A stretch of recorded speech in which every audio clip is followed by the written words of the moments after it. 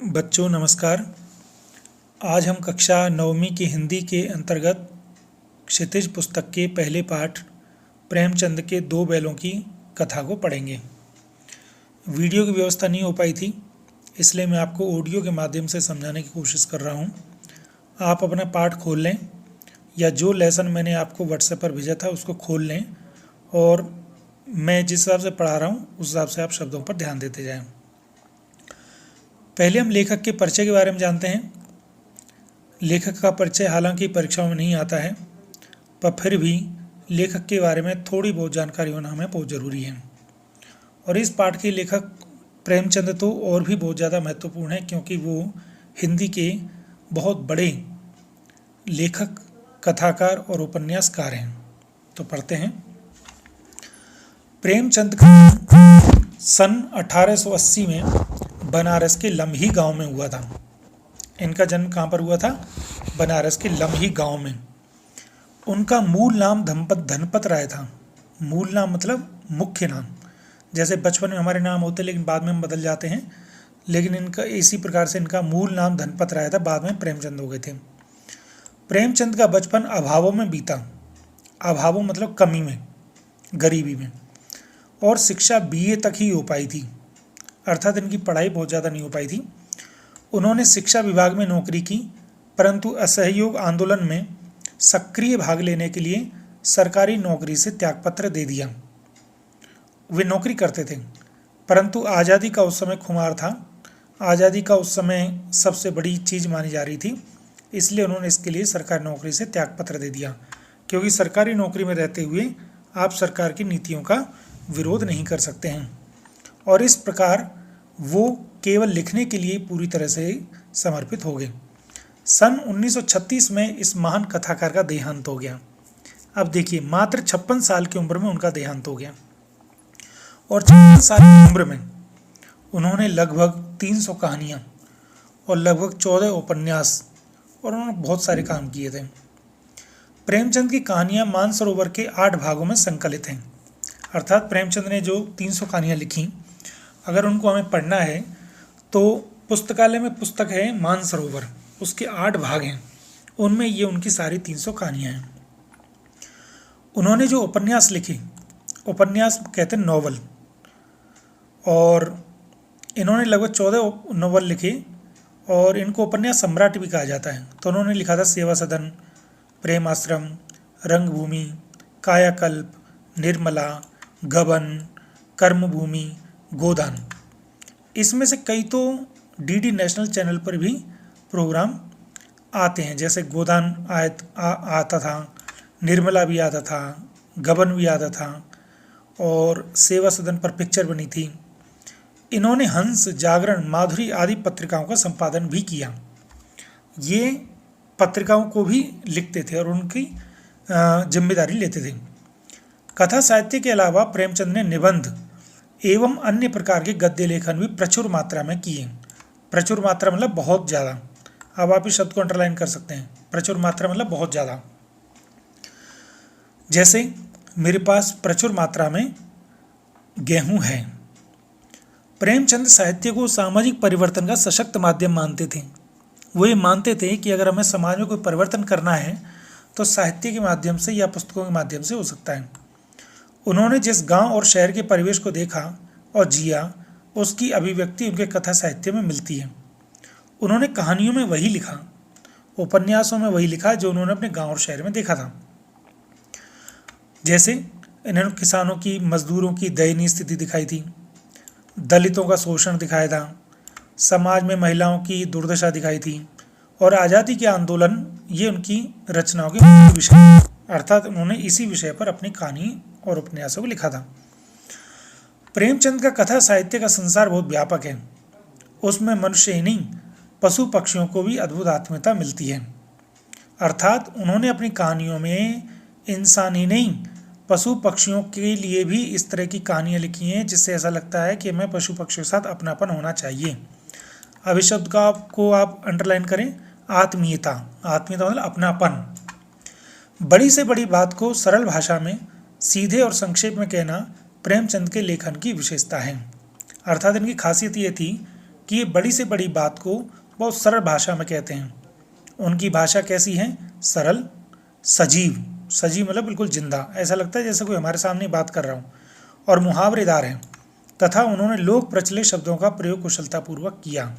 उन्होंने ऐसे शब्दों का प्रयोग किया जो संसार में या दुनिया में हमारे सामने चलते हैं। ऐसा नहीं कि उन्होंने पुस्तकों के कठिन कठिन शब्दों का प्रयोग किया। अब इसके बाद बच्चे हैं पाठ प्रवेश, अर्थात पाठ को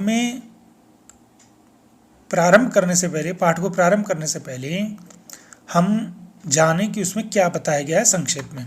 तो देखिए, दो बैलों की कथा के माध्यम से प्रेमचंद ने कृषक समाज और पशुओं के भावात्मक संबंध को दिखाया है कि किसान और पशुओं में कैसा अपनापन होता है।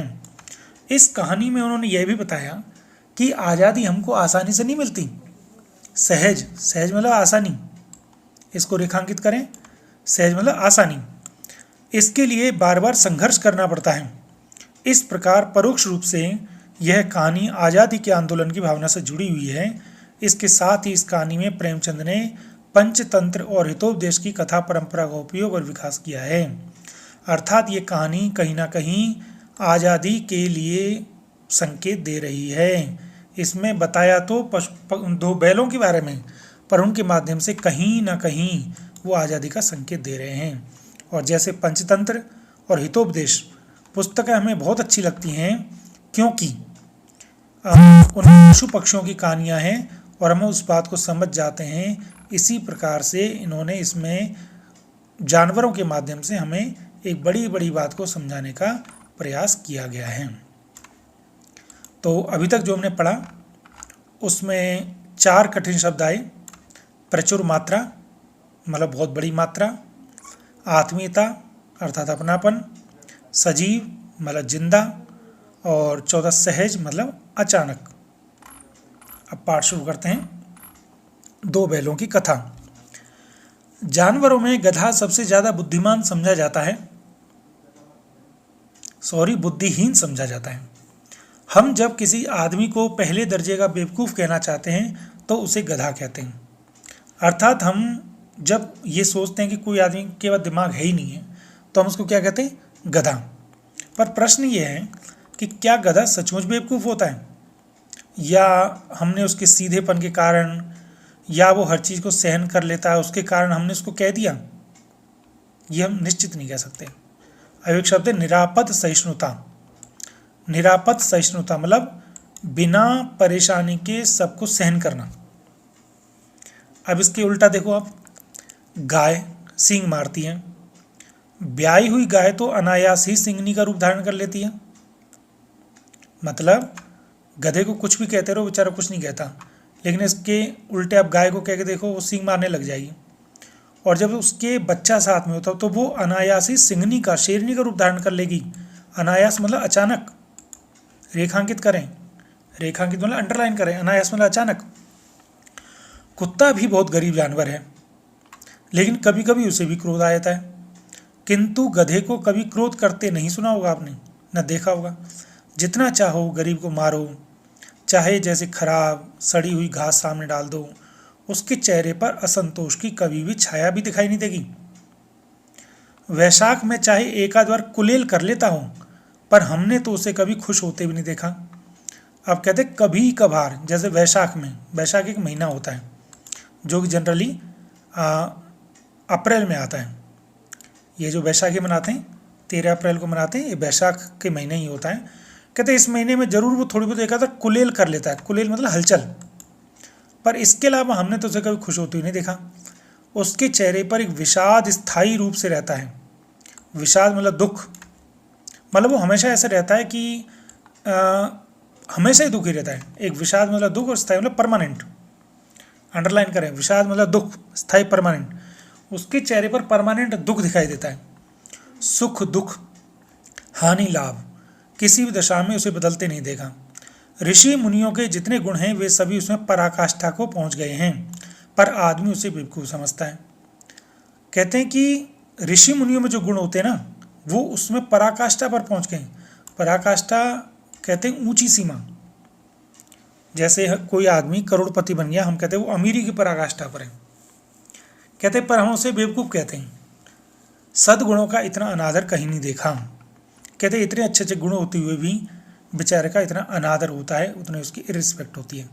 कदाचित सीधापन संसार के लिए उपयुक्त नहीं है। कदाचित मतलब शायद। कहते हैं तो मैं ये कहना चाहता हूँ कि जितना सीधे रहोगे संसार आपको उतना ही उल्टा सीधा कहता है। अब देखिए ना, भारतवासियों की अफ्रीका में क्या दुर्दशा हो रही है। क्यों अफ्रीका में घुसने नहीं दिया जाता। बेचारे शराब नहीं पीते, 4 पैसे कुछ समय के लिए बचा कर रखते हैं, जी तोड़कर काम करते हैं, किसी से लड़ाई झगड़ा नहीं करते हैं, फिर भी बदनाम है। 4 बातें सुनकर गम भी खाए थे। कहते हैं अब देखिए, हम भारतवासियों को देखिए, उस समय की बात है जब अफ्रीका में भारतीयों की स्थिति खराब थी। कहते हैं हम जैसे कहते हैं ऐसी स्थिति हमारी है, गधों की तरह से ही। हमें ना अफ्रीका में ना अमेरिका में हमें कहीं रिस्पेक्ट नहीं दी जाती, बल्कि हम शराब पीते नहीं हैं। 4 पैसे कुछ समय के लिए बचा के रहते हैं। कुछ समय मतलब बुरे समय, मतलब 2 पैसे हम बचाते हैं, मतलब फिजूल खर्ची नहीं करते हैं। जी तोड़ कर काम करते हैं। जी मतलब दिल को तोड़ करके, अर्थात दिल को लगा करके काम करते हैं। किसी से लड़ाई झगड़ा भी नहीं करते हैं। 4 बातें सुन लेते फिर भी गम खा जाते हैं, चुप हो जाते फिर भी हम बदनाम हैं। कहा जाता है वे जीवन के आदर्श को नीचा करते हैं। अगर वे भी ईंट का जवाब पत्थर से देना सीख जाते तो शायद सभ्य कहलाने लगते। जापान की मिसाल सामने है। एक ही विजय ने उसे संसार की सभ्य जातियों में गणने बना दिया। गणने मतलब गिनने के लायक, गणने मतलब रिस्पेक्टफुल, गणने मतलब बड़ा, गणने मतलब गिनने के लायक। अब कहते हैं लेकिन गधे का एक छोटा भाई और भी है जो उससे कम ही गधा है, और वह है बैल। अब कहते हैं गधे की तरह से एक और होता है जानवर जिसमें उससे थोड़े कम गुण है, वो है बैल। अब ये जो पहला पेज था, इस पेज में वो बैल तक आने के लिए पहले गधे के बारे में उन्होंने बताया है और संकेत दिया है भारतीयों की ओर। अब देखिए, जिस अर्थ में हम गधे का प्रयोग करते हैं, कुछ उसी से मिलते जुलते अर्थ में हम बछिया के ताऊ का भी प्रयोग करते हैं। अब बैल के लिए हम प्रयोग करते हैं बछिया का ताऊ। बछिया का ताऊ मतलब बिल्कुल मूर्ख। कुछ लोग बैल को शायद बेवकूफ़ों में सर्वश्रेष्ठ कहेंगे, मगर हमारा विचार ऐसा नहीं है। बैल कभी कभी मारता भी है, कभी कभी अड़ियल बैल भी देखने में आता है, और कभी कभी रीतियों से अपना असंतोष प्रकट कर देता है। अतएव उसका स्थान गधे से नीचा है। कहते हैं बैल गधे से नीचा है। क्यों? क्योंकि आपने देखा होगा कभी कभी वो विरोध कर भी देता है। एक शब्द है रीतियाँ। रीतियाँ मतलब तरीकों से। जैसे तुम्हारी रीति सही नहीं है, तुम्हारा तरीका सही नहीं है। अब कहानी प्रारंभ हो रही है। अब यहाँ से विशेष ध्यान दें। झूरी काकी के दोनों बैलों के नाम थे हीरा और मोती। कहते झूरी नाम का आदमी था, उसके 2 बैल थे, एक का नाम हीरा और दूसरे का नाम मोती। दोनों पछाई जाति के थे। पछाई जाति अंडरलाइन करो। पछाई जाति कहते हैं अच्छी जाति के, मतलब अच्छी क्वालिटी के। देखने में सुंदर, काम में चौकस, डील में ऊंचे, मतलब ऊंचे ताजे थे। बहुत दिनों साथ रहते रहते दोनों में भाईचारा हो गया। दोनों आमने सामने या आसपास बैठे हुए एक दूसरे से मूक भाषा में विचार विनिमय करते थे। वो दोनों बहुत दिन एक साथ रहे थे तो उनमें दोस्ती सी हो गई थी, भाई जैसापन हो गया था। वो एक दूसरे के पास बैठते थे तो एक दूसरे की बातों को अपने आप ही समझ जाते थे मूक भाषा में। मूक भाषा मतलब क्योंकि वो बोलते तो है नहीं, मूक भाषा मतलब गूंगी भाषा। और विचार विनिमय, विचारों का एक्सचेंज। एक दूसरे के मन की बात कैसे समझ जाता था हम नहीं कह सकते। अवश्य ही उनमें कोई गुप्त शक्ति थी। गुप्त शक्ति, छुपी हुई शक्ति, जिससे जीवों में श्रेष्ठता का दावा करने वाला मनुष्य वंचित है। वंचित मतलब दूर, अर्थात ऐसी शक्ति इंसानों में भी नहीं है। आजकल आप देखोगे 2 आदमी साथ में बैठे होते हैं तो एक दूसरे की भावना को समझ नहीं पाते हैं, पर लेखक ये कहना चाहते हैं कि जानवरों में हमसे कहीं श्रेष्ठता है। दोनों एक दूसरे को चाटकर और सूंघकर अपना प्रेम प्रकट करते। कभी कभी दोनों सींग भी मिला लिया करते थे, विग्रह के नाते से नहीं, केवल विनोद के भाव से। विग्रह मतलब लड़ाई, विग्रह अंडरलाइन करो। विग्रह मतलब लड़ाई, केवल विनोद के भाव से। विनोद प्रेम, वो दोनों सींग मिलाते थे, लेकिन लड़ाई के लिए नहीं, प्रेम से, आत्मीयता के भाव से। जैसे दोनों में घनिष्ठता होती धौल धप्पा होने लगता था। धौल धप्पा मतलब घालमेल। इसके बिना दोस्ती कुछ फुसफुसी कुछ हल्की सी रहती है जिस पर ज़्यादा विश्वास नहीं किया जा सकता। अर्थात इन घटनाओं से देखकर लगता है वो बहुत अच्छे दोस्त थे। जिस वक्त ये दोनों बैल हल या गाड़ी में जोड़ दिए जाते और गर्दन हिला हिला कर चलते, उस वक्त हर एक की यही चेष्टा होती थी कि ज़्यादा से ज़्यादा बोझ मेरी गर्दन पर ही रहे। दोनों जब जोत दिए जाते थे गाड़ी में तो दोनों ही सोचते थे मैं ज़्यादा बोझ ले लूँ क्योंकि उस पर कष्ट ना हो। इसमें एक शब्द आया चेष्टा। चेष्टा मतलब इच्छा। दिन भर के बाद दोपहर या संध्या को दोनों खुलते, मतलब उनको गाड़ी से निकाला जाता तो एक दूसरे को चाट चूट कर अपनी थकान मिटा लिया करते थे। नाद में खली भूसा पड़ जाने के बाद दोनों साथ उठते, साथ नाद में मुंह डालते और साथ ही बैठते थे। नाद जानते होंगे आप, नाद कहते हैं जिसमें जानवरों के लिए दाना डाला जाता है। एक मुंह हटा लेता था तो दूसरा भी हटा लेता था। संयोग की बात, झूरी ने एक बार गोई को ससुराल भेज दिया। गोई मत को अंडरलाइन करो, बहुत इंपॉर्टेंट शब्द। गोई मतलब जोड़ी। बैलों को क्या मालूम कि वे क्यों भेजे जा रहे हैं, समझे मालिक ने हमें बेच दिया। अपना यूँ बेचा जाना उन्हें अच्छा लगा या बुरा कौन जाने, पर झूरी के साले गया को घर तक गोई ले जाने में दांतों पसीना आ गया। अब इनको लेके कौन जा रहा था, झूरी का साला, नाम उसका गया, मतलब एक गया के घर जा रहे थे झूरी के यहाँ से। और गया कौन है, उसका साला है, मतलब उसकी पत्नी का भाई है। लेकिन वो जा नहीं रहे थे, उसको ले जाने में पसीना आ गया। पीछे से हाँकता तो दोनों दाएं बाएं भागते, पगहिया पकड़कर आगे से खींचता तो दोनों पीछे की ओर जोर लगाते, मारता तो दोनों सींग नीचे करके हुंकारते। अगर ईश्वर ने उन्हें वाणी दी होती तो झूरी से पूछते, तुम हम गरीबों को क्यों निकाल रहे हो? हमने तो तुम्हारी सेवा करने में कोई कसर नहीं उठा रखी। अगर इतनी मेहनत से काम न चलता था तो और काम ले लेते। हमें तो तुम्हारी चाकरी में मर जाना कबूल था। चाकरी मतलब नौकरी। हमने कभी दाने चारे की शिकायत नहीं की। तुमने जो खिलाया वह सिर झुकाकर खा लिया, फिर तुमने हमें इस जालिम के हाथ क्यों बेच दिया? मतलब उनके मन में भावना थी हमें क्यों भेजा जा रहा है। अब उनको ये तो पता नहीं भेजा जा रहा है, वो सोच रहे हैं हमें शायद बेचा जा रहा है। संध्या के समय दोनों बैल अपने नए स्थान पर पहुंचे। संध्या समय शाम के समय। दिन भर के भूखे थे, लेकिन जब नाद में लगाए गए तो एक ने भी उसमें मुंह न डाला। दिल भारी हो रहा था। जिससे उन्होंने अपना घर समझ रखा था वह आज उनसे छूट गया था। यह नया घर, नया गांव, नए आदमी उन्हें बेगानों से लगते थे। बेगाने, पराए, अंडरलाइन, बेगाने, पराए। दोनों ने अपनी मूक भाषा में सलाह की। एक दूसरे को कनखियों से देखा, कनखियों से मतलब आंखों से, टेढ़ी आंखों से देखा और लेट गए। जब गांव में सोता पड़ गया, सब लोग सो गए, तो दोनों ने जोर मारकर पगहे तोड़ा डाले। पगहे कहते हैं जिसमें उनको बांधा जाता है, और घर की तरफ चले। पगहे बहुत मजबूत थे, अनुमान न हो सकता था कि कोई बैल उन्हें तोड़ सकेगा, पर इन दोनों में इस समय दूनी शक्ति आ गई थी। एक एक झटके से रस्सियां टूट गईं। अब आप बताओ जरा, एक शब्द आया एक एक, इसमें कौन सा अलंकार है, सोच के बताइए। एक एक, एक ही शब्द दो बार आ रहा है, तो यहाँ पर है पुनरुक्ति प्रकाश अलंकार। कौन सा अलंकार? पुनरुक्ति प्रकाश अलंकार। झूरी प्रातः काल सोकर उठा तो देखा कि दोनों बैल चरनी पर खड़े। चरनी जहाँ पर वो चरते थे। दोनों की गर्दनों में आधा आधा गराव लटका हुआ है। गराव जो लकड़ी जो बांधी होती है। घुटने तक पांव कीचड़ से भरे हैं और दोनों की आंखों में विद्रोह में स्नेह झलक रहा है। विद्रोह में स्नेह, स्नेह मतलब प्यार, विद्रोह में मतलब विरोध वाला स्नेह, ऐसा प्यार जिसमें थोड़ा विरोध हो कि तुमने हमें क्यों बेच दिया था। झूरी बैलों को देखकर स्नेह से गदगद हो गया, दौड़कर उन्हें गले लगा लिया। प्रेम, आलिंगन और चुंबन का वह दृश्य बड़ा ही मनोहर था। दृश्य मतलब सीन, मतलब वो एक दूसरे से गले मिलने लगने लग गए। घर और गांव के लड़के जमा हो गए, तालियां बजा बजा कर उनका स्वागत करने लगे, और गांव के इतिहास में यह घटना अभूतपूर्व न होने पर भी महत्वपूर्ण थी। मतलब सब लोगों के लिए घटना बड़ी महत्वपूर्ण थी कि जानवर आ गए अपने मालिक के पास, उन्हें इतना प्यार है। बाल सभा ने निश्चय किया कि दोनों पशुवीरों को अभिनंदन पत्र देना चाहिए। अभिनंदन पत्र मतलब एक सर्टिफिकेट देना चाहिए।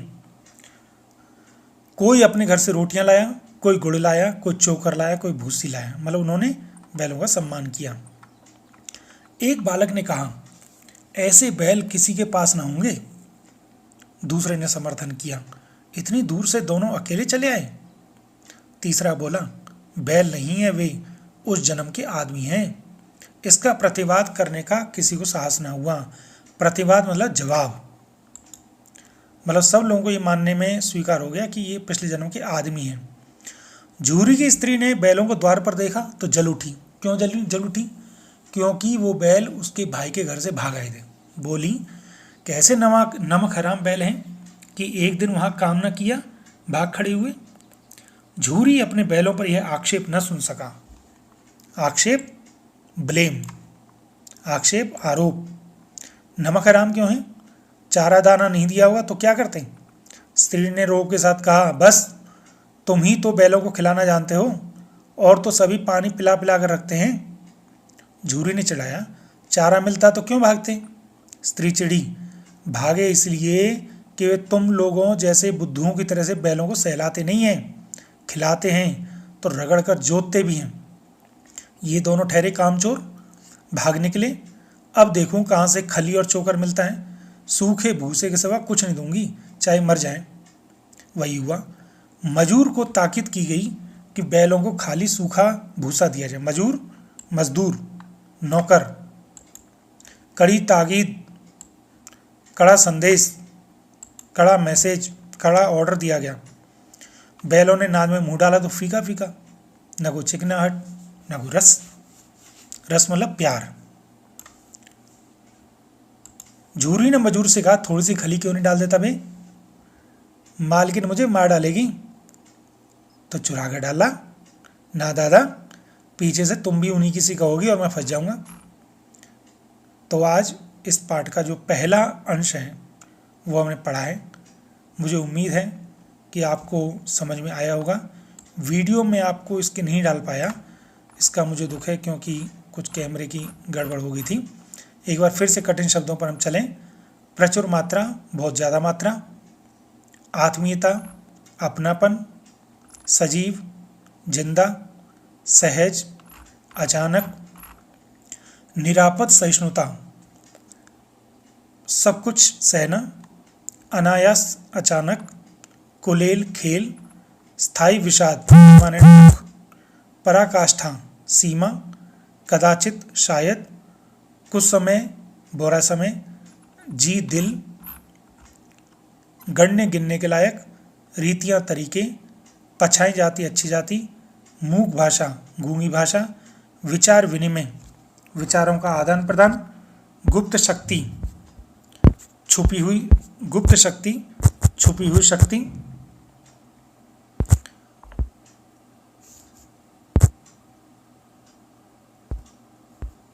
गुप्त शक्ति, छुपी हुई शक्ति। वंचित, दूर। विग्रह, लड़ाई। विनोद, प्रेम। धौल धप्पा, खेल। चेष्टा, इच्छा। गोई, जोड़ी। चाकरी, नौकरी। बेगाने, पराए। कनखियाँ, आँखों से। सोता, सोना। पगहे, लकड़ी। चरनी, चरने वाला स्थान। विद्रोह में स्नेह, ऐसा प्यार जिसमें विद्रोह हो। अभिनंदन पत्र, सर्टिफिकेट। प्रतिवाद, आरोप। आक्षेप, आरोप। मजूर, मजदूर। कड़ी ताकीद, कड़ा संदेश। रस, प्यार। और मैं इससे संबंधित एक वीडियो आपको और डाल दूंगा बाद में, आप उसको देखेंगे तो इस पाठ को बिल्कुल समझ जाएंगे। लेकिन उस वीडियो को डालने से पहले मैं चाहता हूँ कि जिस तरीके से मैं आपको पढ़ा रहा हूँ पहले आप उसे पढ़ें। आज आप कॉपी में, आज आपका काम है इस पढ़े हुए पाठ के कठिन शब्दों को अपनी कॉपी में लिखोगे और अगले दूसरे अंश को आप पढ़ोगे और उसके कठिन शब्दों को पहले से अंडरलाइन कर लोगे। बहुत बहुत धन्यवाद। शुभ रविवार।